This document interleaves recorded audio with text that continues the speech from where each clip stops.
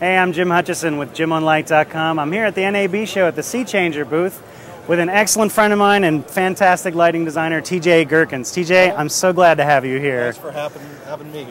It's been a long time since I've seen you. Several years. So tell me just how you got into what we do now. Tell me how you got here. Well, my older brother got into theater in high school, technical theater. I thought, oh, that looks cool. I'm going to be like my brother. Let's go do that. And so I go into theater, and he goes into research and development programming for Hewlett-Packard. I knew I wanted to be in theater and backstage theater. I've never wanted to act, but I can't draw, so I couldn't be a set designer. I could barely dress myself, so costume was out. And then sound wasn't really a field when I was studying. Sound design just wasn't a field. The woman who's now my wife says to me, maybe you should try this lighting thing. You seem to be pretty good at it. You're pretty good with math and science and engineering. And the more I thought about it, it's like, okay, I do have this engineering head. All my tests in junior high school said I should be an engineer. But I thought I'd be a miserable engineer. I'd set myself on fire on day 2 in the cube. And, so this kind of melds the artistic and the scientific analytical. And so it kind of naturally fell into place. Right on. So I've done a lot of work with you. But the one thing I've always wanted to know is, where do you go? Like, when you do this work, where in your head do you go? Because I won't lie, and I love the guy, so his work is beautiful, your work is fantastic. Where the hell do you go in your head? Well, you know, what's interesting is I start out when I'm lighting from a very analytical point of view in terms of thinking about what the space is. And I take my cues from the set, and I do a lot of shows where the set is designed before the script is written. Gotcha. I do a whole lot of work with Mary Zimmerman. Usually the play isn't written when we're going into text. And so I really take my cues off the set.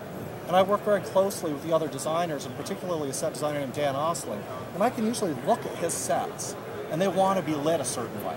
Nice. And he's so in tune with the play being created, and I'm in tune with the play being created, and I look at that set, and I know how it's going to take light.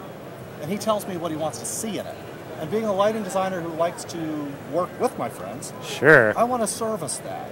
And so I create a kind of a tool palette that then I know will create all the looks that will sculpt that space and the journey I need to know we need to go, even if it's not script specific yet. And then tech becomes an improvisation, and that's kind of where the art happens. Sure. So in the tech process, is that where you find yourself the most creative and collaborative? Oh, wildly. I mean, people who have watched texts that Dan Osling and Mary Zimmerman and Mara Blumenfeld and I do are always shocked by the amount of interplay. And periodically, Dan Osling, the set designer, will go behind me and go, TJ. And I'm like, what? Dan, I'm in the middle of a cue. And he says, what if we did this? And I say, wow, I wasn't thinking of doing that here, but let's do that here. And so we turn on the lights, and Mary might look at it and say, oh, that's terrible. I might look at it and say, you know, that's neat, but it's not the right place in the play. And we go and we give and we take. And so our process is wildly collaborative. And if I look at the end show, and you said to me, how many of these ideas were yours, TJ? And how many were other people's? It really ebbs and flows on shows.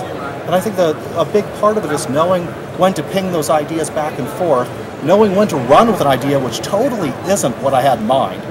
I mean, the number of times Mary Zimmerman walks up to the front of the stage, grabs my footlight, and goes, well, what if I did this? And I said, well, I was going to use that in Act 2. You know, and then I realized that, oh, this is really a great thing we've discovered here. This is a really beautiful moment. And Act 2 can wait until after dinner. And we go with it. So it's a really collaborative process, and that's where it all gets put together. For me, a light plot's a tool palette. Sure. You know, my light plot is making sure I have all the tools I need to create a myriad of looks that hopefully will serve the play. Because again, my plots are usually due on the first day of rehearsal. Sure. So the play's not written, the play's not staged, and I have to have all the tools, and Mary's spoken to me, and the set has spoken to me, and we put it together. That's beautiful. So it's like a toolbox for you. Totally. So instead of having a light plot that is, I almost hesitate to say the truth, Right, yeah. you know? Yeah. So it's not the truth, it's a toolbox for you. It's totally a toolbox, and some master electricians will hate me for this, but I'm also a person who sees it as a work in progress. Sure. You know, I am not timid about saying, that light, let's put it over there. Or, hey, do you have 4 more of those? Let's put those over there. And there are lighting designers who really have a problem with that, and master electricians who really have a problem with that. Okay. But for me, it's like, if this is what serves the show, and it falls within our budget and the time parameters, let's make it the best we can. Gotcha. And that's what services the improvisation that makes the piece the best. Nice. So that's one of the reasons I think the collaboration I have with Mary and our team are so positive, because we're all bouncing off and we pull out the best work. Sure. And stimulate the best work of each other. And let's pause right there for a second. We'll be right back after this.